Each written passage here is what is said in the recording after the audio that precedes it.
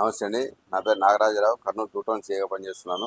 మన దసరా ఉత్సవాలకు సంబంధించి నిమజ్జన కార్యక్రమము నెక్స్ట్ మంత్ 4వ తారీఖున నిర్వహించబడుతుంది. సంకల్బాగ్లో కాళికాదేవి విగ్రహ నిర్వాహకులందరికీ కూడా మేము తెలియజేయడం ఏమనగా, ఎవరు కూడా దయచేసి DVR హోటల్ కానీ లేదా ఇంకా మమతా మెడికల్ షాప్ కానీ దాటి డీజేలు ఎవరు కూడా పెట్టకూడదు. ఎందుకంటే కూడా ఇదంతా కూడా ఇల్లు ఉన్న ఏరియా ఇది. మనకు సంకల్బాగ్ అనేది ఈ సంకల్బాగ్లో మనం నిమజ్జనం చేస్తున్నాం కాబట్టి ఇదంతా కూడా రోడ్డు ఏరియా కాదు. అంటే మనకి వినాయక నిమజ్జనం అయితే కనుక అంతా మెయిన్ రోడ్లో ఉంటుంది. ఇదంతా కూడా ఇళ్ల మధ్యలో ఉంటుంది.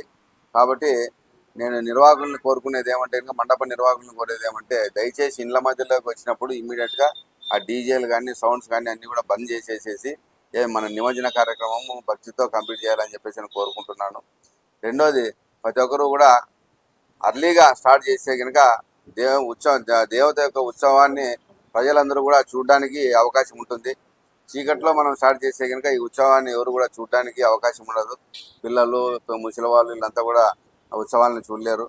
రెండోది వచ్చేసేసి ఈ డీజేలకు సాధ్యమైనంత వరకు స్వస్తిపల్లికి సాంప్రదాయమైన నృత్యాలని అంటే కళాకారులని ఎంకరేజ్ చేసి వాళ్ళకి ఉపాధి అవకాశాన్ని కల్పించేదైతేనేమి, లేకపోతే ఇంకా సాంప్రదాయ కళల్ని మనము ఎంకరేజ్ చేయడం అయితేనేమి, ఇవన్నీ కూడా చేస్తే బాగుంటుంది. లేకపోతే కనుక డీజే సాంప్రదాయం ఇదే డీజేలో ఫిక్సప్ అయిపోయి లాస్ట్కి సాంప్రదాయ కళలు అనేది కనుమరుగయ్యే అవకాశం ఉంది.